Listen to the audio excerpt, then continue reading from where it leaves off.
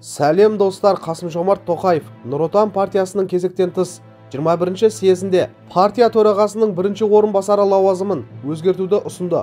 Енді Бауыржан Байбек басқа лауазымға ауысуы мүмкін. Президенттің айтуынша, Нұр Отан партиясының құрылымын қайта қарау керек. Атап айтқанда, партия төрағасының бірінші орынбасарының орнына атқарушы хатшы, сонымен қатар тиісті бағыттар бойынша өзге де хатшылар позициясын қарастыру керек. Партияның жанынан құрылған қоғамдық кеңестер ашық және нақты алаңдарға айналуы, оларда ең өткір тақырыптар бойынша ұсынымдар әзірленуі тиіс. Олар өзекті проблемаларды шешудің іс жүзіндегі шынайы тетігіне трансформациялануы қажет, деді президент Қасым-Жомарт Тоқаев.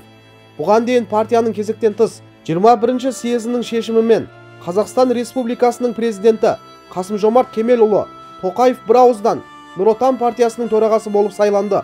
Жиын барысында ол елбасы Нұрсұлтан Назарбаев туралы жағымсыз әңгімелер тарап жатқанын білетінін айтты. Сонымен қатар, президент өзінің партиядағы қызметіне қатысты мәселені жыл соңына қарай қайта қарауы мүмкін екенін айтты.